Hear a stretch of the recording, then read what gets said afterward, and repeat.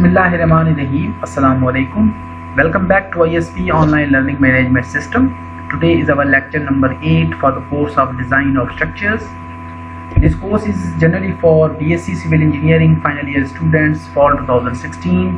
I myself, Engineer Dr. Muhammad Aslam, Assistant Professor, Department of Civil Engineering, Institute of Southern Punjab, Multan.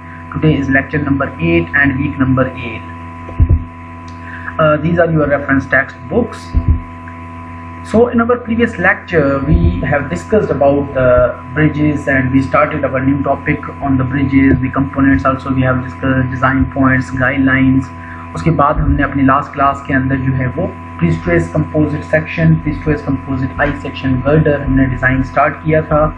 उसके अंदर first 7 steps जो हैं वो हम already discuss कर रहे हैं, जिसके अंदर जो है वो हमारे पास एक सिंपल स्ट्रक्चर गिवन था, simply supported interior girders for the 70 feet. हमने एक लेंथ का डिज़ाइन करना था एज पर आश्टो PCI गर्डर स्पेसिफिकेशंस को फॉलो करते हुए हमने डिज़ाइन करना था. सो उसके लिए जो हमारे पास कंडीशंस थी वो ऑलरेडी हम HS 2044 लाइव लोडिंग अप्लाई करके हमने फर्स्ट इनिशियल स्टेप्स जो हैं वो सॉल्व किए थे. उसके अंदर हमने डिज़ाइन डेल लोड मूवमेंट्स भी फाइंड आउट किए, लाइव लोड मूवमेंट्स भी फाइंड आउट किए. उसके बाद impact and distribution live load movement भी फाइंड आउट किए. Then we go for the moved on for the top fibre stresses and bottom fibre stresses in step number 6 and 7. तो आज जो है वो उसी गर्डर को हम कंटिन्यू करते हैं आगे. So when computing any type of stresses acting on the member, either eccentrically loaded beam है, 3 geometric parameters we have to consider. Number 1 is the eccentricity, कि जब आपके पास एक मेंबर इस तरह का आ जाता है जिसके अंदर स्ट्रेसेस या प्री-स्ट्रेसिंग फोर्सेस भी इन्वॉल्व हो गए और प्री-स्ट्रेसिंग की वजह से जो इफेक्ट है स्ट्रेसेस के ऊपर वो डिस्ट्रीब्यूट हो जाता है या डिफरेंट हो जाता है. हमने जो लास्ट क्लास में डिस्कस किया था तो हम सिंपली कंसीडर कराए थे कि हमारे पास सिंपल स्पेसिफिकेशंस क्या थी as a reinforce concrete beam. उसके लिए हमने तमाम जो लोडिंग्स हैं वो फाइंड आउट की, उसके बाद हमने स्ट्रेसेस फाइंड आउट की. अब हमारे पास जो स्ट्रेसेस है वो इसेंट्रिसिटी आ गई. प्री स्ट्रेसिंग के अंदर इसेंट्रिसिटी को हमने फोकस करना है. Then we have a distance from the axis centroid से लेके टॉप फाइबर तक की बात कर रहे हैं और either from the bottom fibre. And third guideline we have a radius of gyration. Radius of gyration basically is the basic mechanics of any type of material. कि as a composite overall material की basic properties क्या है, उसके लिए हम जो है वो moment of inertia और जो है वो हम cross sectional area को आपस में distribute करके हम radius of gyration consider करते हैं. When compared to a concentrically pre-stressed beam, eccentrically loaded beam will improve our economy. For example कि जब आपके पास एक बीम है उसके सेंट्रॉइड से बिल्कुल स्ट्रेट फॉर्म में आप एक टेंडन को पास करके प्री-स्ट्रेस करते हैं, उस केस के अंदर जो लोड कैरिंग कैपेसिटी है मेंबर की वो इतनी इम्प्रूव नहीं होगी. लेकिन अगर आप स्लाइटली उसको सेंट्रल रीजन के अंदर थोड़ा सा इसेंट्रिक डिस्टेंस के ऊपर जब आप उस प्री-स्ट्रेसिंग टेंडन को पास करते हैं तो उसकी जो लोड कैरिंग कैपेसिटी है वो सिग्निफिकेंटली इम्प्रूव हो जाती है. उसके मजीद भी फ़ायदे हैं, उसकी जो है वो अलग एडवांटेजेस एंड डिसएडवांटेजेस हैं. सो जब भी हम एक प्री स्ट्रेस कंसीडर करते हैं मेंबर के अंदर, for example this is the centroid of the section, और यहाँ पे हमारे पास एक सेंट्रिसिटी आ गई कि हमारे प्री स्ट्रेसिंग जो लाइन है, प्री स्ट्रेसिंग जो बार है वो यहाँ से पास हो रही है और सेंट्रॉइड से टॉप तक का जो डिस्टेंस है वो टॉप फाइबर हम कंसीडर कराए और जो सेंट्रॉइड से लेके बॉटम फाइबर तक का जो डिस्टेंस था वो हम बॉटम फाइबर तक डिस्टेंस कंसीडर कराए. ये हमारी सेंट्रिसिटी कराती है. जब हम इस किस्म के ऊपर जो लोडिंग्स भी आ गई, अब इस केस के अंदर हम इनिशियल प्री-स्ट्रेसिंग की वजह से जो स्ट्रेसेस फाइंड आउट करते हैं ये टॉप फाइबर के ऊपर, ये बॉटम फाइबर के ऊपर यूनिफॉर्म आ गई. उसके बाद अगर आपके पास इसेंट्रिसिटी एक सर्टेन इसेंट्रिक डिस्टेंस के ऊपर प्री-स्ट्रेसिंग जब अप्लाई हो रही होती है तो आपकी डिस्ट्रीब्यूशन जो है वो टॉप फाइबर और बॉटम फाइबर के अंदर डिफरेंट हो जाती है और एक्सटर्नल लोडिंग्स की वजह से टॉप फाइबर और बॉटम फाइबर की स्ट्रेसेस आ गई. उसके बाद हमारे पास ये हम तमाम जो as a cumulative sum of all the prestressing intensities and the dead load and live load intensities जो है वो उससे हमने जो स्ट्रेस डायग्राम की जो कम्युलेटिव डिस्ट्रीब्यूशन डायग्राम बनाई वो हमारे पास इस तरह से आ जाती है. तो ये हमारे पास थे स्टेप नंबर अप टू 7 हम कंसीडर कराए, डिस्कस कराए. उसके अंदर हमने टॉप फाइबर कंसीडर किया, बॉटम फाइबर कंसीडर किया. अब हम आते हैं प्री-स्ट्रेसिंग के ऊपर कि आपका जो गर्डर है बेसिकली वो ब्रिज के केस के अंदर प्री-स्ट्रेस होता है. तो first step in this lecture basically is step number 8, calculate the initial prestressing force. अब हमारे गर्डर के अंदर जो इंटेंसिटीज या एसेंट्रिसिटीज वगैरह हम अप्लाई कर रहे थे, उसके साथ साथ हमने फाइंड आउट करना है कि इनिशियल प्रीस्ट्रेसिंग फोर्स कितना एक्ट कर रहा है। As we have already discussed in step number 2, we assume that the initial eccentricity of 3.5 inches based on offset to the center of gravity of the pre-stressing force कि bottom से लेके 3.5 inch का distance था centroid of the pre-stressing बार तक। तो eccentricity हमारे पास जो जनरेट हुई थी वो 16.77 इंचेस की जनरेट हुई थी, जो कि हमने स्टेप नंबर 2 के अंदर लास्ट क्लास में ऑलरेडी डिस्कस करा है। So now we are going for the radius of gyration. So the square of the radius of gyration basically is calculated as inertia, moment of inertia for the I-section girder. We already have in our previous class. 125,390 था और over divided by area, जो कि girder का area basically 560 था। तो हमने radius of gyration हमारे पास जो वैल्यू आई वो 223.91 inch square. So now calculate the effective pre-stressing force कि टोटल pre-stressing force हमें कितना रिक्वायर्ड है या इन इसेंट्रिसिटीज वगैरह को काउंटर बैलेंस करने के लिए कितना प्री-स्ट्रेसिंग फोर्स बेसिकली चाहिए, जो कि आपकी वेरियस टाइप्स ऑफ लोडिंग जब एक्ट कर रही है तो उनको काउंटर बैलेंस कर सके, उनको सस्टेन कर सके, अदरवाइज स्ट्रक्चर आपका फेल हो जाएगा। तो हमारे पास जो calculated effective prestressing force, comparative force और effective prestressing force is equals to stresses at bottom F bottom into area divided by 1 plus E eccentric distance by B over R square। अब हमने जो स्ट्रेसेस फाइंड आउट की थी, एक हमने stresses find out की थी टॉप फाइबर के ऊपर, दूसरी स्ट्रेसेस हमने फाइंड आउट की थी बॉटम फाइबर के ऊपर। स्ट्रेसेस ऑलरेडी हम स्टेप नंबर 7, 6 और 7 के अंदर सॉल्व करा है। एरिया हमारे पास गर्डर का ऑलरेडी है।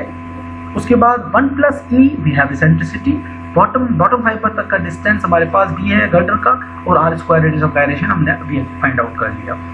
अब बॉटम फाइबर के ऊपर स्ट्रेसेस जो है वो आपके पास, यहाँ पे अगर हम प्रीवियस लेक्चर के अंदर चले तो बॉटम फाइबर के ऊपर जो हमारे पास स्ट्रेसेस थी, ये आपका टॉप फाइबर था और ये बॉटम फाइबर था। टोटल कम्युलेटिव स्ट्रेसेस हमारे पास कितनी आ गई 2.639, जो कि वैल्यूज हमने यहाँ पे पुट कर ली 2.3639 KSI, area 560 inch square, 1 plus eccentricity 16.77 और बाय बॉटम तक का जो डिस्टेंस था वो भी हम लास्ट क्लास में ऑलरेडी 20.27 डिस्कस कराए थे, divided by 20 divided by radius of gyration 223.91 inch square and cumulative effective prestressing force we got 586.9 K। अब जब इफेक्टिव प्री-स्ट्रेसिंग फोर्स आ गया टोटल, तो हमारे पास लॉसेस भी आ जाते हैं, जो कि हम लॉसेस किस टर्म में फाइंड आउट करते हैं। इलास्टिक शॉर्टनिंग लॉसेस है, टाइम डिपेंडेंट लॉसेस हैं, जिसके अंदर क्रीप आ गया, श्रिंकेज आ गया, स्टील रिलैक्सेशन आ गया, उसके बाद जो है वो फ्रिक्शन आ गया। तो ये तमाम लॉसेस का इफेक्ट भी आ जाता है। अब अगर यहाँ पे हम इंडिविजुअली लॉसेस को कैलकुलेट करना स्टार्ट कर दें तो हमारे पास एक बहुत ही ज़्यादा लेंथी काम हो जाता है। So therefore the effective stress is defined as the allowable stress and less pre-stress loss। effective pre-stress कितना हमें चाहिए होता है या कितना बच जाता है एंड में, वो आपका allowable stresses, उसमें से आप losses जो है वो बेसिकली आप डिडक्ट कर देते हैं। Rather calculating the losses due to creep and shrinkage etc, we will assume the value suggested by the AASHTO standards। कि हमारे पास लास्ट लेक्चर्स के अंदर या आपने जब प्री-स्ट्रेसिंग पढ़ा था उसके दौरान मैंने आपको ये भी बताया था कि इंडिविजुअल लॉसेस हम किस तरह से कैलकुलेट करते हैं। तमाम लॉसेस हमने स्टेप बाय स्टेप कैलकुलेट किए थे। अब हमारे पास ये एक और कंडीशन आ जाती है कि अगर हम कैलकुलेट नहीं करते तो कोड्स हमें समहाउ कुछ वैल्यू सजेस्ट करते हैं कि आप लमसम वैल्यूज ये भी चूज कर सकते हैं। तो हम भी हमारे डिजाइन के अंदर लमसम AASHTO स्टैंडर्ड्स की तरफ से सजेस्टेड जो लॉसेज हैं उनको हम अज्यूम करेंगे।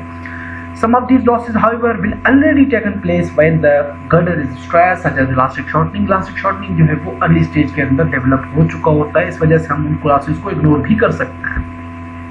So therefore, effective stress is equals to allowable initial stress minus assumed losses। जो losses है उनको हम डिडक्ट कर देते हैं allowable stress से। So by AASHTO for low relaxation steel, allowable initial stress basically is 75% of the total yield stress of the material। yield stress हमने start में गिवन डेटा के अंदर, क्वेश्चन के अंदर हमें गिवन था कि allowable जो yielding stress है स्टील की वो 270 KSI हमें गिवन थी। जब हमने 75% of total yielding stress of the material assume किया तो हमारे पास जो allowable initial stress आ गई वो 202.5 KSI की वैल्यू आ गई। और ये हमारे पास क्लासिक प्री स्ट्रेस लॉसेस है suggested by the AASHTO standards कि अगर आपके पास प्री टेंशनिंग केस है या पोस्ट टेंशनिंग केस है, इलास्टिक शॉर्टनिंग लॉसेस 12,000, इसके अंदर नॉट एप्लीकेबल। प्री स्ट्रेसिंग जो स्टील होता है बेसिकली स्टील रिलैक्सेशन लॉसेस वगैरह वो 5,000 है। क्रीप के लॉसेस हैं, श्रिंकेज के हैं, क्रीप ऑफ स्टील है बेसिकली। उसके बाद तकरीबन जो है वो cumulative loss in the case of pre tensioning we have 35,000 and in the case of post tensioning we have 25,000। तो ये हमारे पास PSI के अंदर लॉसेस हैं assume initial suggested by the standards and codes. अब AASHTO बेसिकली सजेस्ट करता है कि प्री टेंशनिंग स्ट्रैंड्स के अंदर अगर आपके पास 4,000 PSI है तो लॉसेस आपके अपीयर नहीं होते। अगर आपके पास 5,000 है तो 45,000 PSI के लॉसेस जो है वो अपीयर होते हैं। पोस्ट टेंशनिंग वायर और strand 32,000, 33,000, post tensioning bars 22 and 23,000 PSI। तो ये तमाम लॉसेस जो है वो हमें कोर्स की तरफ से सजेस्टेड है। हमने इन वैल्यूज में से जो है हमने ये वाला टेबल यूज किया और यहाँ से हमने कम्युलेटिव लॉसेस जो है वो 35,000 की वैल्यू हमने चूज कर ली। Assume losses equal to 35 PSI, 35,000 PSI। Therefore, the initial stress, yeah, effective stress is equals to allowable initial stress minus losses we got 167.5 KSI. So therefore, area of steel basically is equals to effective pre-stressing force divided by stress. So if effective pre-stressing force हमने find out किया 586.9 के, उसके बाद हमारे पास initial जो stress आई effective stress वो 167.5 थी। initial जो calculate area of steel basically हमारे पास आ गया 3.5 इंच स्क्वायर, यानी कि प्री स्ट्रेसिंग का जो एरिया हमें रिक्वायर्ड है वो 3.5 इंच स्क्वायर का एरिया हमें प्रोवाइड करना है। नाउ इन सम केसेस ऐसा होता है कि जब हम बात करते हैं इलास्टिक शॉर्टनिंग लॉस की, तो इलास्टिक शॉर्टनिंग लॉस जो है वो बेसिकली समटाइम सम केसेस के अंदर बहुत ही अर्ली में डेवलप हो जाता है। वो लेटर स्टेज या टाइम डिपेंडेंट जो लॉसेस हैं उसकी तरह से नहीं है। उस केस के अंदर हम क्या करते हैं, उस लॉस को समटाइम्स इग्नोर भी कर देते हैं। तो अगर हम इलास्टिक शॉर्टनिंग लॉस को हम नेग्लेक्ट कर दें तो losses after transfer basically we have 22 KSI here. So therefore initial pre-stressing force is equals to effective pre-stressing force plus losses after transfer into area of steel. तो इन effective pre-stressing force 586.9 था, losses after transfer अगर हमने elastic shortening जो है वो हम ignore कर देते हैं तो हमारे पास जो है वो लॉसेस 22 KSI के बच जाते हैं। Area of steel we got 3.5 inch square और टोटल इनिशियल प्री-स्ट्रेसिंग फोर्स जो आपने प्रोवाइड करना है जिसके बाद लॉसेस खत्म हो जाएंगे और इफेक्टिव स्ट्रेस जो है वो हमारे पास इतनी बच जाएगी। उस केस के अंदर initial prestressing force we got 663.9 K। तो ये था इनिशियल प्री-स्ट्रेसिंग फोर्स जो कि हमने कैलकुलेट किया कि हमें इतना जो लोडिंग्स आ रही हैं, ट्रक जो पास हो रहा है, जो डेल लोड्स है मेंबर के, उनके लिए जो हम सेंट्रिसिटी डेवलप कर रहे हैं और जो लोड जो हम प्री-स्ट्रेसिंग टेंडन प्रोवाइड कर रहे हैं उसका area of steel 3.5 inch square होना चाहिए और उसके अंदर जो पुलिंग फोर्स है बेसिकली वो आपका 663.9 K का आपने अप्लाई करना है। तो ये था हमारा इनिशियल प्री-स्ट्रेसिंग फोर्स। अब आते हैं स्टेप नंबर 9 के ऊपर कि हमने जैसे चेक किया कि हमने फाइबर स्ट्रेसेस हमने फाइंड आउट करने हैं दोबारा, क्योंकि हमने जो पहले फाइबर स्ट्रेसेस फाइंड आउट किए थे वो फाइबर स्ट्रेसेस हमारे थे इनिशियल सिंपल रेक्टेंगुलर सेक्शंस के लिए जिसके अंदर प्री स्ट्रेसिंग की कोई बात नहीं हो रही थी। अब हमारे पास प्री स्ट्रेसिंग भी इन्वॉल्व हो गया।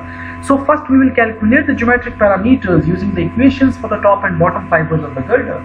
अब इसके अंदर हम दोबारा फाइबर स्ट्रेसेस फाइंड आउट करेंगे, लेकिन यहाँ पे तीन चीजें अलग अलग से अपीयर हो रही है मेंबर के अंदर। पहले हम कंपोजिट और नॉन कंपोजिट को अलग अलग लेके आ रहे थे simply as a simple section without prestressing, लेकिन अब यहाँ पे हमारे पास जो है वो प्री-स्ट्रेसिंग आ गई तो फाइबर स्ट्रेसेस जो है वो वेरी कर जाएंगी। ज्योमेट्रिक पैरामीटर्स हमने फाइंड आउट करने हैं for the top and bottom fibre of the girders. Consider the sign convention, यहाँ पे हमने साइन कन्वेंशन यूज करने हैं, यानी अगर डिस्टेंसेस बिलो द सेंट्रॉइड है, सेंट्रॉइड से लेके बॉटम फाइबर तक का जो डिस्टेंस है उनको हमने कंसीडर करना है एज अ पॉजिटिव, और जो अबव है डिस्टेंस सेंट्रॉइड से लेके टॉप फाइबर तक का जो डिस्टेंस है वो कंसीडर होगा as a negative. Signs basically due to tensile stresses and compressive stresses. उसके बाद स्ट्रेसेस हमने 3 स्टेजेस के अंदर फाइंड आउट करनी है 3 डिफरेंट टाइम्स के ऊपर। कौन से टाइम? फर्स्ट ऑफ ऑल हमने बीम के अंदर प्री-स्ट्रेसिंग डेवलप की, सेकंड केस के अंदर बीम के ऊपर हमने स्लैब रखी, और थर्ड केस के अंदर जो है वो हमने उसके ऊपर ट्रक लगा दिया। तो 3 डिफरेंट कंडीशंस हैं, उन तीनों डिफरेंट कंडीशंस के अंदर हमने स्ट्रेसेस को फाइंड आउट करना है। जब आप एक eight the time of pre stressing only, जब आप प्री स्ट्रेसिंग ओनली यानी फर्स्ट केस के अंदर जब आप प्री स्ट्रेसिंग ओनली कंसीडर कर रहे होंगे और उस वक्त आपने स्ट्रेसेस फाइंड आउट करनी है, तो गर्डर का सिर्फ डेड लोड कंसीडर करना है। और जो टाइम डिपेंडेंट जो स्ट्रेसेस हैं बेसिकली जो आपने स्टेप नंबर 6 और 7 के अंदर कैलकुलेट किए हैं, वो आपने किस तरह की कंसीडर करनी है, टाइम डिपेंडेंट स्ट्रेसेस 6 और 7 वाले से आप उठा लोगे बॉटम फाइबर के लिए। उसके बाद eight the time slab is placed, जब आप उसके ऊपर स्लैब रखते हो, ये पहला केस था कि जब आप स्ट्रेसिंग कर रहे हो तो आपने गर्डर का डेड लोड कंसीडर किया और टाइम डिपेंडेंट स्ट्रेसेस कैलकुलेट की उस वक्त जो गर्डर के ऊपर थी। उसके बाद सेकंड केस के अंदर जब आपने उसके ऊपर स्लैब रखा तो स्लैब के केस के अंदर जो आपकी डिपेंडेंट स्ट्रेसेस हैं वो स्लैब और गर्डर दोनों की हो जाएंगी।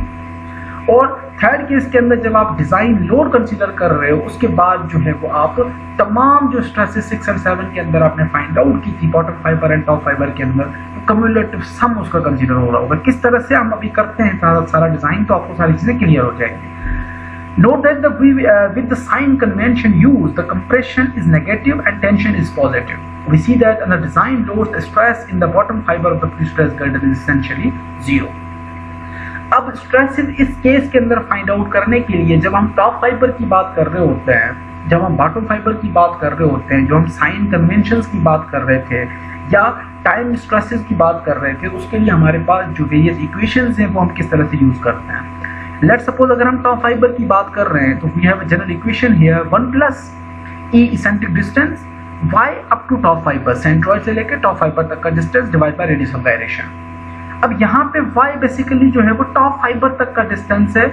अगर आप 1 प्लस ई इसेंट्रिक 16.67 कंसीडर कर रहे हो, y टॉप तक का डिस्टेंस है जिसको हम नेगेटिव कंसीडर कर रहे हैं, जो हम ऑलरेडी यहाँ पे बता आए पीछे डिजाइन के अंदर कि distances below the centroid are positive and above are negative, यानी कि सेंट्रॉइड से लेकर टॉप फाइबर तक का जो डिस्टेंस है उसको नेगेटिव ट्रीट करना है। Divide by radius of gyration we already have 2 to 3.91 inch square and इस फॉर्मूले की जो वैल्यू आई, इस फॉर्मूले की वो हमारे पास -0.85 आ गई। अब बॉटम फाइबर के अंदर हम बात कर रहे हैं तो y बॉटम तक का डिस्टेंस चाहिए, जो कि हमने सेंट्रॉइड से लेके बॉटम फाइबर तक के डिस्टेंस को पॉजिटिव ट्रीट करना है, क्योंकि हमारे पास जो स्ट्रेसेस हैं प्री स्ट्रेसिंग है वो बॉटम फाइबर की तरफ मूव कर रहा है। कंप्रेसिव स्ट्रेसेस वहां पे मैक्सिममली अप्लाई हो रही हैं, उस केस के अंदर जो डिस्टेंस है उसको हम पॉजिटिव ट्रीट कर रहे हैं। 1 + 16.77 plus into 20.24 divide by 2 to 4.91। ये YT आपने किस तरह से फाइंड आउट किया, ये ऑलरेडी हम स्टेप नंबर पीछे जो लेक्चर के अंदर ऑलरेडी डिस्कस कर रहा है। YT तक का डिस्टेंस, YB तक का डिस्टेंस, ये ऑलरेडी हम पीछे डिस्कस कर रहा है। R² हमारे पास वैल्यू आ गई और दिस इक्वेशन की जो वैल्यू आई वो हमारे पास पॉजिटिव 2.52 वैल्यू आ गई। अब टॉप फाइबर के लिए जो कॉम्प्रिहेंसिव जो इक्वेशन डेवलप हुई, stress the top fibre is equals to -0.85, यानी इस फॉर्मूले की जो इक्वेशन है वो -0.85 आ गई, माइनस लोड ओवर एरिया। ये बेसिकली माइनस जो है वो साइन कन्वेंशन है, अगेन ये फॉर्मूले का कांस्टेंट है, minus load over area plus minus time dependent stresses. जो स्ट्रेसेस आपकी पिछले 6 और 7 स्ट्रेसेस जो स्टेप्स के अंदर आप फाइंड आउट कराए वो स्ट्रेसेस हैं बेसिकली प्लस माइनस के अंदर। कुछ स्ट्रेसेस अगर टेंसाइल स्ट्रेसेस हैं आप उसको पॉजिटिव रखोगे या नेगेटिव रखोगे, या कंपैरेटिव स्ट्रेसेस हैं उसको पॉजिटिव या नेगेटिव हमने अप्लाई करना है। Exactly इसी तरह से stresses in the bottom fibre we have 2.52 minus load over area plus minus time dependent stresses. अब ये स्ट्रेसेस टाइम डिपेंडेंट से क्या मुराद है, लोड कौन सा लोड, एरिया कौन सा एरिया, ये सारी चीजें जब हम फाइंड आउट करेंगे आपको सारी चीजें जो है वो क्लियर हो जाएंगी। So now here we have improve the stresses at top and bottom fibre using this suggested equations here. हमने इक्वेशन यूज करनी है, हमने 2 केसेस के अंदर जो है वो टेबल बना लिया, time of stress, equations and stresses की वैल्यूज। टॉप फाइबर के अंदर हमने जैसे डिस्कस किया कि स्ट्रेसेस बेसिकली आपकी 3 डिफरेंट स्टेप्स के अंदर अप्लाई हो रही होंगी। नंबर 1 स्टेप क्या था, at time of pre stressing, जब आप प्री स्ट्रेसिंग अप्लाई कर रहे हो गर्डर के अंदर। उसके बाद दूसरा टाइम क्या था, eight the time slab is placed, जब गर्डर के ऊपर स्लैब रखते हैं। तीसरा, जब आप उसके ऊपर ट्रक खड़ा करते हो। तो तीनों केसेस के अंदर आपको लोड्स की वैल्यूज चाहिए। अब टॉप फाइबर भी है और बॉटम फाइबर भी है, दोनों एक ही टेबल के अंदर वैल्यूज आ गई। अब जब हम at time of pre stressing की बात करते हैं तो फॉर्मूला या इक्वेशन क्या थी हमारे पास, -0.85 टॉप फाइबर के ऊपर हम बात कर रहे हैं, टॉप फाइबर के सारे हैं, -0.85 लोड लोड बेसिकली क्या है, लोड जो प्रीस्ट्रेसिंग लोड था 663.9, प्रीस्ट्रेसिंग लोड हमारे पास 663.9 आ गया। उसके बाद गर्डर का एरिया 560 इंच स्क्वायर गर्डर का एरिया था। अब ये वैल्यूज बेसिकली कौन सी है, -0.85, क्योंकि हम टॉप फाइबर की बात कर रहे हैं तो टॉप फाइबर के लिए आप चले जाओगे स्टेप नंबर 6 के अंदर, जिसमें हमने टॉप फाइबर की स्ट्रेसेस फाइंड आउट की थी। टॉप फाइबर की स्ट्रेसेस आ गई। टाइप 3 गर्डर की स्ट्रेसेस कितनी है टॉप फाइबर के ऊपर, 0.845, ये हमारे पास 0.845 स्ट्रेस आ गई। तो जब इस इक्वेशन को हमने कंप्लीटली सॉल्व किया, हमारे पास जो वैल्यू आई -0.163 KSI की वैल्यू आ गई। माइनस को हम रिप्रेजेंट करा रहे हैं एज अ साइन कन्वेंशन, क्योंकि हम टेंसाइल स्ट्रेसेस की बात कर रहे हैं। उसके बाद जब हमने स्लैब को गर्डर के ऊपर प्लेस किया तो हमारे पास अगेन वही कंडीशंस हैं। आपके पास जो फार्मूला है -0.85 माइनस लोड। अब यहाँ पे लोड कौन सा आएगा, यहाँ पे लोड बेसिकली आपका गर्डर का जो लोड आएगा, जो हमने स्टेप नंबर जो पिछले लेक्चर के अंदर हमने फाइंड आउट किए थे, जो डेड लोड्स फाइंड आउट किए थे गर्डर के ऊपर। ये गर्डर के ऊपर हमारा लोड कितना आ रहा है 0.583, ये किलो पाउंड है, हम इसको अगर पाउंड में कन्वर्ट करेंगे 583 है। यहाँ पे थोड़ी सी स्लाइड मिस्टेक है, 583 वैल्यू है, यहाँ पे मैंने जो है 586.9 कंसिडर की है। इसका कोई इतना बड़ा इशू नहीं है, नो प्रॉब्लम। जैसे इसको लोड हमने कंसिडर करना है dead load of the girder का, एरिया ऑफ द गर्डर। अब यहाँ पे स्लैब प्लेस हो चुकी है गर्डर के ऊपर, तो टॉप फाइबर के अंदर जो स्ट्रेसेस है वो गर्डर की और स्लैब की दोनों स्ट्रेसेस कम्युलेटिव कंसीडर हो रही होंगी। किस तरह से, अगर हम पिछले लेक्चर के अंदर चले तो आपकी स्ट्रेसेस जो है वो दोनों कंसीडर हो रही होंगी। किस तरह से, टॉप फाइबर के अंदर हमारे पास स्ट्रेस थी दो, एक स्लैब की आ गई, एक गर्डर की आ गई। 0.944 प्लस 0.845 आपके पास जो टोटल स्ट्रेसेस आ जाएंगी वो आ जाएंगी 1.789 माइनस ऑलरेडी फार्मूले का लगा हुआ है हमारे पास। तो ये टोटल कम्युलेटिव सम जो है वो आ गई वैल्यू हमारे पास -0.898, जो वैल्यू हमने एज अ कंपैरेटिव या as a comparative stresses consider की। उसके बाद हमारे पास जो थर्ड कंडीशन आ रही है, third condition the time of design load. Time design loading के हिसाब से जब हमने कंसीडर किया तो हमारे पास -0.85 again dead load of the girder, area of the girder. और यहाँ पे डिजाइन लोड के कंसीडरेशन में आप जो टॉप फाइबर के ऊपर कम्युलेटिव जो सम है ओवरऑल, वो आप तमाम सम जो है वो अप्लाई कर रहे होंगे 2.103 KSI। 2.103 KSI हमने अप्लाई किया। जो रिजल्ट आया हमारे पास -1.212 KSI, जिसको हमने कंपैरेटिव स्ट्रेसेस ट्रीट कर रहे हैं। अगर ये वैल्यूज आपकी पॉजिटिव आ जाती हैं तो it will be considered as a tensile, अगर ये वैल्यूज नेगेटिव आ जाती हैं तो it will be considered as a comparative stresses. Exactly इसी तरह से आप बॉटम फाइबर के अंदर जब बात करते हो the time of prestressing constant 2.52 minus prestressing force divide by girder area plus आपका at the time of girder के ऊपर जो स्ट्रेसेस हैं इन द बॉटम फाइबर वो आपने कंसीडर की, कम्युलेटिव सम -2.295 KSI, वो हम कंपैरेटिव स्ट्रेसेस ट्रीट कर रहे हैं। उसके बाद eight the time slab is placed, slab जब हमने रखा है इसके ऊपर तो दोनों चीजें जो है वो स्लैब की आ रही होती हैं। यहाँ पे बेसिकली जो है वो ये फार्मूला बेसिकली आपका जब टॉप फाइबर के अंदर बात कर रहे होते हैं तो टॉप फाइबर में ये यहाँ पे तमाम वैल्यूज जो है वो नेगेटिव कंसीडर होगी माइनस में। अगर आप बॉटम फाइबर की बात कर रहे होते हो तो यहाँ पे तमाम वैल्यूज जो है फार्मूले में पॉजिटिव कंसीडर होंगी। तो यहाँ पे हमने eight the time slab is placed जब रखा, गर्डर का जो है वो dead load, area constant plus यहाँ पे स्लैब का और गर्डर का कम्युलेटिव बॉटम फाइबर के ऊपर जो स्ट्रेसेस है कम्युलेटिव सम और एवरेज जो आपका रिजल्ट आ गया। The time of design load तमाम वैल्यूज लोड और area plus cumulative sum at the bottom fibre, जो आपका बॉटम फाइबर के ऊपर जो वैल्यूज आ रही थी वो ये हमारे पास बॉटम फाइबर के ऊपर वैल्यूज 2.639 वैल्यूज आ गई। 2.639 हमने वैल्यूज को पुट किया एंड वी गॉट -0.002 KSI। सो ये हमारे पास जो नेगेटिव वैल्यूज थी वो हमने ट्रीट किया एज अ कंपैरेटिव स्ट्रेसेस और पॉजिटिव वैल्यूज जो है वो हमने ट्रीट किया as a positive as a tensile stresses. So now we have a step number 10 here, determine the required concrete strength. कि जो कंक्रीट की स्ट्रेंथ हमने यूज की थी स्टार्ट में कि वी आर यूजिंग 4000 PSI और 4 KSI कंक्रीट, तो अब हम चेक करते हैं कि either that concrete is satisfactory performing its role और जो है वो हमारा मेंबर जो है वो फेल हो जाएगा। तो हमने क्या किया, based on the stress calculated in step number 9 we must determine and check the required concrete strength. किस तरह से, as per AASHTO standard the strength is checked for the adequacy in resisting comparative and tensile stresses। कि जब आप member बना चुके होंगे तो कंक्रीट की जो स्ट्रेंथ है बेसिकली वो आपकी पूरे मेंबर के अंदर जहाँ जहाँ पे आपने कंक्रीट यूज की है वहाँ पे उसकी स्ट्रेंथ कितनी है, क्योंकि स्ट्रेसेस जो टॉप फाइबर और बॉटम फाइबर के ऊपर बन रहे हैं क्या वो उस स्ट्रेसेस को कंक्रीट हमारा बियर कर लेगा या कंक्रीट जो है वो क्रैक हो जाएगा। अंडर द कंसिडरेशन हमारे पास हमने जो चूज की थी स्ट्रेंथ वो 4000 psi की कंक्रीट हमने स्ट्रेंथ चूज की थी। इस कंडीशन के लिए हमने जो है वो हमारे पास आस्टो सजेस्ट करता है by AASHTO 9.15.2.1 the allowable temporary compressive stress for pretension members prior to creep and shrinkage basically is 60% of the compressive strength। कि जो अलाउएबल कंप्रेसिव स्ट्रेस है बेसिकली वो कितनी होती है 60% ऑफ द कंप्रेसिव स्ट्रेंथ। अब हमने कंप्रेसिव स्ट्रेंथ यहाँ पे फाइंड आउट की कि compressive stress maximum divided by 60 यानी कि 60% बेसिकली है। सो एक्सीडेशन is equals to compressive stress maximum divided by 60% 0.60। अब कंप्रेसिव स्ट्रेस मैक्सिमम कितनी है, चलते हैं पीछे। फाइबर स्ट्रेसेस जो हमने 9 स्टेप के अंदर कैलकुलेट किए कि यहाँ पे टेंसाइल स्ट्रेस सिर्फ एक वैल्यू है, बाकी सारी कंप्रेसिव स्ट्रेसेस वैल्यू है। Negative sign basically is just showing the compressive और टेंसाइल इंटेंसिटीज। तो यहाँ पे मैक्सिमम वैल्यू हमारे पास 2.295 है, तो 2.295 हमने यहाँ रखा divide by 60% we got 3.8 KSI यानी 3825 के PSI हमारे पास आ गया। स्पेसिफाइड कंक्रीट स्ट्रेंथ जो है वो हमने 4000 PSI की यूज की है। हम कह सकते हैं कि हमारा सेक्शन जो है वो सेफ है। अब हम चेक करते हैं टेंसाइल स्ट्रेसेस को।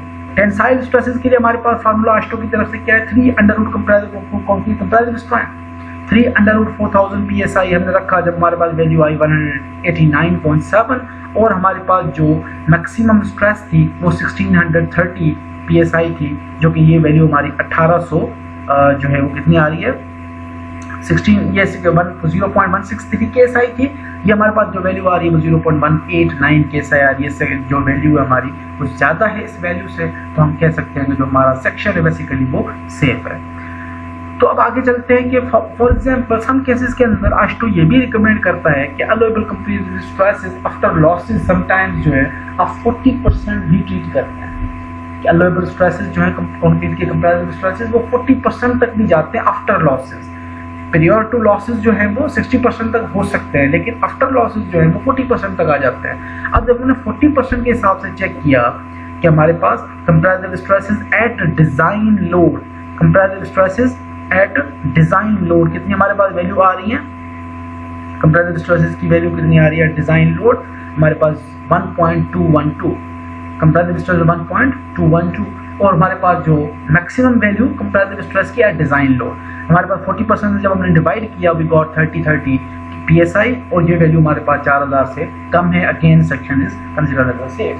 उसके बाद टेंसाइल स्ट्रेस इसी पॉइंट के हिसाब से 6 अंडर रूट FC डैश हमारे पास जो वैल्यू आई वो 379.5 PSI आई, जो कि हमारे अगेन सेक्शन जो है वो सेफर साइड के ऊपर है। तो ये तमाम जो कंक्रीट के ये स्ट्रेंथ्स वगैरह वेरीफाई करने के बाद इवन सम जो है वो कॉन्स्टेंट्स हैं, वोबल कर्वेचर्स हैं, कोफिशिएंट्स हैं, ये हम कर्वेचर्स और कोफिशिएंट्स वगैरह यूज करते हैं इंडस्ट्री के अंदर। अब आते हैं स्टेप नंबर 11 के ऊपर। Step number 11 basically is the defining the draping of tendons. Tendons sometime जो हम प्रोवाइड करते हैं मेंबर के अंदर वो हमारे स्ट्रेट फॉर्म में भी होते हैं, कर्व फॉर्म में भी होते हैं, पैराबोलिक फॉर्म में या हार्ड फॉर्म में होते हैं या ड्रैप्ड फॉर्म में होते हैं। तो ये टाइप्स ऑलरेडी आप डिस्कस कर रहे हैं, खैर आपको ऑलरेडी पता होगा। हम यहाँ पे जो ड्रैप्ड फॉर्म या हार्ड फॉर्म के अंदर टेंडन्स को प्रोवाइड कर रहे हैं उसके लिए हमने गर्डर को L/3 के अंदर डिस्ट्रीब्यूट कर दिया, यानी 3 हिस्से कर दिए, एक 23 फीट 4 इंच का, 23 फीट 4 इंच और 23 फीट 4 इंच का। हम अज्यूम कर रहे हैं कि यहाँ पे जो इंटेंसिटीज हैं 1/3 के ऊपर, यहाँ पे इंटेंसिटीज जो है वो मैक्सिमम है। इसके लिए हमने क्या किया, calculating the dead load movements is relatively straight forward since we have a uniformly distributed load. Some cases के अंदर आप जब यूनिफॉर्मली डिस्ट्रीब्यूटेड लोड कंसीडर करते हो किसी भी मेंबर के अंदर, तो आप अगर उसके लिए हम फॉर्मूला जो यूज करते हैं WL²/8 यूज करते हैं। लेकिन अगर आप 1/3 के इंटेंसिटी के हिसाब से आप लोड डिस्ट्रीब्यूट करो, फॉर एग्जांपल एक यूनिफॉर्मली लोड डिस्ट्रीब्यूटर और उसकी इंटेंसिटी आप मूवमेंट जो सेंट्रॉइड के ऊपर WL²/8 से निकालते हैं, अगर आप 1/3 के ऊपर निकालते हो तो विल बी WL²/9 और इन दोनों का जो रेशो है वो रेशो बेसिकली आपका 0.89 के इक्वल आता है। और इसी रेशो से हम क्या करते हैं, कंसीडर करते हैं किस तरह से कंसीडर करते हैं मैं आपको मजीद आगे डिटेल में समझाता हूँ इस चीज़ को। हमने क्या किया कि let's suppose we are considering the movements at third points for the beam subjected to uniformly distributed load. Okay, हमने इक्वेशन डेवलप की mx at x distance, x basically is 1/3 wx over 2 into l minus x, x is 1/3 l over 3। जब हमने सारी values इसके अंदर put की we got WL square by 9 और mid के ऊपर हमारे पास WL square by 8 होता है। तो जब हमने WL square by 9 और WL square by 8 का रेशो लिया we got 0.89। अब हमारे पास क्या होता है, compare this ratio of the live load movements at L/3 and mid span. अब मिड स्पैन और L/3 के ऊपर हम इंटेंसिटीज को कैलकुलेट करके एक रेशियो निकालते हैं कि फॉर एग्जांपल अगर हम ट्रक जो हमने सेंट्रॉइड के अंदर सेंट्रल टायर रखा था जो पहले स्टेप्स के अंदर, अगर उस ट्रक को हम रोटेट करा के स्विच करा के मूव करा के सिर्फ 1/3 पोर्शन के अंदर अप्लाई करने की कोशिश करें तो वहां पे मैक्सिमम 1/3 के ऊपर कितनी इंटेंसिटी आती है। उसके लिए हमने क्या किया कि हमने ट्रक को जो 1/3 पोर्शन था उसके अंदर हमने सेंट्रल टायर जो है एग्जैक्टली 1/3 पॉइंट के ऊपर रखा, यानी जो सेंट्रल टायर है 16K का जो लोड है वो हमारा 23 फीट 4 इंचेस के ऊपर आ गया। यहाँ से इस लोड से ये डिस्टेंस आपके पास 14 फीट का है, 23 फुट 4 इंचेस से आप 14 फीट माइनस कर लो, आपके पास 9 फीट 4 इंचेस का डिस्टेंस बच गया। और इसी तरह से अगर आप यहाँ से इस लोड से आगे जो डिस्टेंस है वो आपके पास 14 फीट का है इन दोनों टायरों के दरमियान, तो आप 14 फीट इसके अंदर ऐड कर दो, आपके पास 37 फीट 4 इंच बच जाता है। तो जब आपने ये इक्वेशन डेवलप की एक बीम के ऊपर गर्डर के ऊपर, तो आपने रिएक्शन या सम ऑफ ऑल मूवमेंट्स अलोंग ए आपने मूवमेंट ली दोबारा 4 into 9.4 9 feet 4 inches, 16 positive clockwise again 16 into 23 feet 4 inches, again 16 into 37 feet 4 inches minus RB into 70 और रिएक्शंस हमारे पास आ गए R at B is equals to 14.4 K और R at A is equals to 21.6 K। अब जब 1/3 के हिसाब से maximum live load movements हमने फाइंड आउट करने की कोशिश की तो हमारे पास जो रिएक्शंस आ गए वो रिएक्शंस की वैल्यूज आ गई। अब हमने नाउ मूवमेंट एट L/3 के ऊपर हम मूवमेंट लें अगर L/3 के ऊपर let's suppose movement x L/3 is equals to R at A का डिस्टेंस कितना है 23 फीट 4 इंचेस माइनस 4 इंटू जो आपके पास डिस्टेंस बच जाता है 23.4 में से आप जो है वो ये माइनस कर लो या 14 फीट डायरेक्टली आपके पास टायर्स के दरमियान डिस्टेंस है। तो L/3 के ऊपर हमारे पास मूवमेंट आ गई 448 के। अब L/3 के ऊपर मूवमेंट आ गई, सेंट्रल के ऊपर आपके पास ऑलरेडी मूवमेंट थी, तो सेंट्रल के ऊपर मूवमेंट जो है वो उसको और L/3 के ऊपर मूवमेंट दोनों को आपने एक रेशो निकाला, जो रेशो हमारे पास 0.91 आया एक्चुअल रेशो। अब रेशो हमारे पास 0.91 आया, जो हमने चूज किया वो पहले हमने डिस्कस जो किया ये रेशो 0.89 था, दोनों वैल्यूज जो है वो क्लोजर हैं तो हम 0.89 को चूज कर रहे हैं। अगर वैल्यू के अंदर ह्यूज डिफरेंस है, दोनों वैल्यूज के अंदर बड़ा डिफरेंस आता है, तो जो वैल्यू आपकी आ रही है वही वैल्यू आप चूज करोगे अपने रेशो के लिए। जब हमने मल्टीप्लायर 0.89 चूज कर लिया तो अब इस मल्टीप्लायर का हमने क्या करना है, क्योंकि जो आपका टेंडन है ड्रैपिंग है बेसिकली, वो ड्रैपिंग आपका लोड तो तमाम अप्लाई हो रहा है मेंबर के अंदर, लेकिन जो ड्रैपिंग या टेंडन जो मेंबर के अंदर से जो रिएक्शंस अप्लाई कर रहा है, जो टेंडन की वजह से जो प्रीस्ट्रेसिंग फोर्स मेंबर के ऊपर अप्लाई हो रहा है वो मैक्सिमम इन दोनों पॉइंट्स के ऊपर अप्लाई हो रहा है, एक यहाँ पे एक यहाँ पे। तो इस वजह से जो डिस्ट्रीब्यूशन है फैक्टर या लोड की जो डिस्ट्रीब्यूशन है वो टोटली डिफरेंट हो जाती है। इस वजह से हमने ये फैक्टर निकाला। अब हमने जब फैक्टर निकाला, now step number 12 fibre stresses at third points. अब हमने जो स्टेप नंबर 9 के अंदर जो स्ट्रेसेस कैलकुलेट की थी वो हमने एक यूनिफॉर्म एसेंट्रिसिटी के ऊपर कंसीडर की थी 16.77 इंचेस के ऊपर, लेकिन इन रियलिटी हमारा जो टेंडन है बेसिकली वो ड्रैप्ड फॉर्म के अंदर है। अब जब टेंडन ड्रैप्ड फॉर्म के अंदर है तो हमारी जो स्ट्रेसेस हैं वो कॉर्नर्स के ऊपर दूसरी हैं और 1/3 पॉइंट के ऊपर दूसरी हैं। उसके लिए हमारे पास रेशो 0.89 आ गया। अब हमने स्टेप नंबर 9 के अंदर जो स्ट्रेसेस थी उनको हमने मल्टीप्लाई कर देना है इस रेशो के साथ जो अभी आपने 0.89 निकाला। This produces the resulting stresses where the high tension at the time of pre-stressing is greater than that found in the mid-span. Later we have to check again the comparative component span. और अब हमने क्या किया, step number 9 का जो table था उस सारे टेबल को हमने दोबारा चूज किया। ये सारी वैल्यूज जो हैं वो सिमिलर हैं। हमने जो सिर्फ एक मल्टीप्लायर फैक्टर था, वो तमाम केसेस के अंदर हमने वो मल्टीप्लायर फैक्टर अप्लाई कर दिया। The multiplier is applied to the time dependent stresses calculated in step number 6 and 7. उनके अंदर भी आप अप्लाई कर सकते हो। और यहाँ पे आपने जो टाइम टॉप फाइबर के अंदर स्ट्रेसेस थी 3 स्टेप्स के अंदर, वो सारी आपने at time of stressing, at the time of slab is placed, at the time of design load और डिजाइन ट्रक इज प्लेस्ड, वो तमाम चीज़ों के अंदर हमने 0.89 मल्टीप्लाई कर दिया। अब जो रिवाइज स्ट्रेसेस है at the time of pre stressing, we got this one 0.259 in the form of tensile. These are all the stresses in the form of comparative stresses. तो तमाम वैल्यूज आने के बाद again in step number 13 we are going to check the required concrete strength. अब required concrete strength क्या थी पहले step के अंदर कि allowable temporary comparative stress for the pretension member prior to losses. Losses से पहले बेसिकली हमारे पास 60% ऑफ कंपैरेटिव स्ट्रेंथ था। अब कंपैरेटिव स्ट्रेस मैक्सिमम जो है वो 2.372 KSI थी, 2.372 KSI divide by 60%, we got comparative stress की मैक्सिमम वैल्यू जो है हमारे पास कितनी थी 2.372 डिवाइड बाय 60%, और हमारे पास वैल्यू आ गई 3.9 KSI, और ये तकरीबन 3953 PSI था, जो कि 4000 से अगेन कम है। हम कह सकते हैं हमारा जो सेक्शन है वो ओके है। Again we are going to check for the allowable temporary tensile stress 3 FC dash की जो कंपैरेटिव स्ट्रेंथ है, सारी वैल्यूज हमने पुट की। ये जो वैल्यू है बेसिकली, ये वैल्यू हमारी यहाँ पे टेंसाइल स्ट्रेसेस जो जनरेट हो रही हैं वो जो कंक्रीट की वजह से या कंक्रीट रेजिस्ट कर सकता है, वो वैल्यू हमारी बेसिकली जो है वो कम है। जो हमें रिक्वायर्ड टेंसाइल स्ट्रेस है वो बेसिकली ज़्यादा है। यहाँ पे सेक्शन जो है वो सेफ नहीं होगा, कंक्रीट जो है वो टेंसाइल के अंदर टेंसाइल स्ट्रेसेस की वजह से कंक्रीट जो है वो फेल कर जाएगा। अब इस केस के अंदर हमने क्या करना है, अगेन हमने दूसरे पैरामीटर्स अप्लाई किए। यहाँ पे तो फेल हो रहा है, लेकिन हमने क्या किया, this does not satisfy the requirement. AASHTO specifies, however, that the bonded reinforcement may be provided to resist the lateral total tensile stresses in the concrete.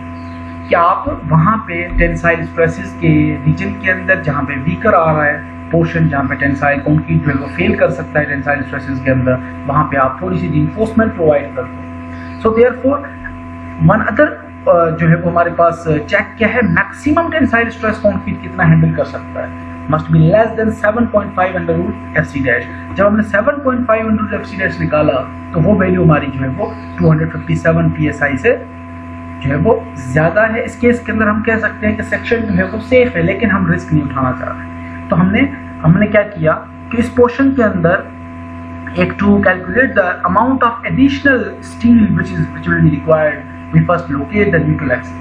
हमने न्यूट्रल एक्सिस फाइंड आउट करना है कि किस पोर्शन के ऊपर जो है वो टेंसाइल स्ट्रेसेस और कंपैरेटिव स्ट्रेसेस जो है वो डायगोनली टच कर रहा है न्यूट्रल एक्सिस के अंदर, जहाँ पे ये वैल्यूज जो है वो 0 हो रही हैं। हमने लोकेट करने के लिए क्या किया, distance to the neutral axis equals to overall girder का जो डायमेंशन था 45 इंचेस इनटू 257 जो आपकी स्ट्रेसेस हैं tensile stresses divide by tensile stresses plus comparative stresses. जब वैल्यू सारी निकाली तो हमारा जो न्यूट्रल एक्सिस की लोकेशन थी वो 4.4 इंचेस आ गई। अब न्यूट्रल एक्सिस की लोकेशन निकालने के बाद हमने टोटल टेंसाइल फोर्स निकाला, tensile stresses divide by 2 into area of the section. Tensile stresses हमारे पास 257 था divide by 2 into area of the section हमारे पास क्या है 16 इंचेस की टॉप फ्लैंज है, और हमारे पास दूसरा पैरामीटर जो है बेसिकली आपका 4.5 basically the neutral axis. Neutral axis हमने मल्टीप्लाई किया, टोटल टेंसाइल फोर्स हमारे पास आ गया 9046 पाउंड। जब हमने इसको रिक्वायर्ड एरिया ऑफ स्टील निकालने की कोशिश की तो area of steel is equals to 9046 divide by 24000, और हमारे पास वैल्यू आ गई 0.38 इंच स्क्वायर। अगर इस रीजन के अंदर, यहाँ पे इस रीजन के अंदर अगर हम 4 नंबर की बार प्रोवाइड करें जिनका एरिया ऑफ स्टील जो है 0.4 इंच से ज़्यादा आ रहा है, उस केस के अंदर जो है वो हमारी सेक्शन जो है वो मजीद सेफर साइड पे चला जाएगा। Once the neutral axis is located, we can compute the tensile force and associated the area of steel required. We will use the 24 KSI steel basically to satisfy the calculated area of 0.38 inch square. तो हमने उसके लिए जो है वो 4 number की बास provide की, और हमारे पास जो एरिया आ रहा है वो 0.38 या 0.40 इंच स्क्वायर आ रहा है। तो हम कह सकते हैं कि जो सेक्शन है हमारा वो सेफर साइड पे चला जाएगा। So these are AASHTO recommendation जो specifications हैं। FC dash is representing 28 days comparative strength, FS pre-stressing steel, FU जो pre-stressing steel yield point, और डिस्क्रिप्शन हैं 70% जो है वो अलोवेबल स्ट्रेसेस हैं, 75% भी लेते हैं, 70% भी लेते हैं सम केसेस के अंदर, 80% ऑन एवरेज भी कंसिडर होता है। तो ये सारे जो है वो नोटेशन हैं जो कि हम रियल लाइफ इंडस्ट्री के अंदर यूज़ करते हैं। Now final step basically is the checking of the ultimate flexible capacity of the member. Overall हमारा जो गर्डर है इन तमाम स्ट्रेसेस, तमाम इंटेंसिटीज, तमाम चीज़ों को कंसीडर करने के बाद ट्रक रख दिया, उसका अपना डेड लोड आ गए, 1/3 के ऊपर स्ट्रेसेस भी आ गई, सेंट्रल पॉइंट के ऊपर स्ट्रेसेस भी आ गई। ओवरऑल जो प्री-स्ट्रेसिंग है बेसिकली वो हमने हाफ और ड्रैप फॉर्म के अंदर भी प्रोवाइड कर दी। तो ओवरऑल हमारा जो मेंबर है गर्डर है वो कितना लोड कैरी कर सकता है। So we are going to check the ultimate flexible capacity. Either जो हमारा ट्रक है उसकी जो लोड कैरिंग कैपेसिटी है उसको हैंडल कर लेगा या मेंबर फेल हो जाएगा। We must first compute a ratio of prestressing steel. Recall that in the step number 8 we determine the area of steel, कितना area of steel required है। This area is divided by the area bounded by the effective flange width and the depth of the section above the center of gravity of the pre-stressing steel। कि सबसे पहले तो आपने area of steel निकालना है। Area of steel आप निकाल आए हो तो रो निकालना है, प्री-स्ट्रेसिंग स्टील का रेशो निकालना है। So prestressing steel ratio is equal to area of steel divide by BD, यानी कि हम क्या करते हैं area of steel is equal to rho into BD। हम लोग नॉर्मल फॉर्मूला यूज कर रहे होते हैं। Basically rho dash is pre-stressing steel की बात हो रही है, pre-stressing steel ratio, area of steel is pre-stressing steel, B into D जो है वो आपके डायमेंशंस हैं। अब रो अब क्या आ गया, एरिया ऑफ स्टील हम स्टेप नंबर 8 के अंदर निकाला है प्री-स्ट्रेसिंग का। B आपकी इफेक्टिव फ्लैंज विड्थ है जो कि 7 फीट 3 इंचेस की थी, 7.25 हमने फिर कंसीडर किया। D basically is the girder slab depth जो कि आपकी ओवरऑल गर्डर और स्लैब की जो कम्युलेटिव डेप्थ है वो 49.5 इंचेस थी। हमने तमाम वैल्यूज जो इस फॉर्मूले के अंदर पुट की, हमारे पास जो रो आ गया प्री-स्ट्रेसिंग स्टील रेशो आ गया वो 8.13 टू 10⁻⁻4 वैल्यू आ गई। तमाम वैल्यूज आने के बाद by suggesting AASHTO comparative strength equation जो हमारे पास गिवन है, compute the average stress in prestressing steel at ultimate load. Average stress at ultimate load is equal to allowable stress 1 minus lambda or beta 1 into rho for the pre-stressing steel into allowable stress for the pre-stressing steel divided by concrete comparative strength। तो ये हमारे पास थी रो, हम already पीछे निकाल आए। Comparative strength जो allowable stress थी स्टील की वो हमें ऑलरेडी गिवन है क्वेश्चन के अंदर 270 KSI का है, और कंक्रीट की कंपैरेटिव स्ट्रेंथ 4000 PSI और 4 KSI ऑलरेडी हमें गिवन है और उसको हमने चेक भी किया, वेरीफाई भी कर चुका है। तमाम वैल्यूज हमने इस इक्वेशन के अंदर पुट की। 270 था तो अल्टीमेट जो है वो स्ट्रेस हमारे पास प्री-स्ट्रेसिंग की अल्टीमेट लोड के ऊपर स्ट्रेसेस कितनी आ रही हैं 270। 1 minus lambda and beta basically are constant factors for type of concrete.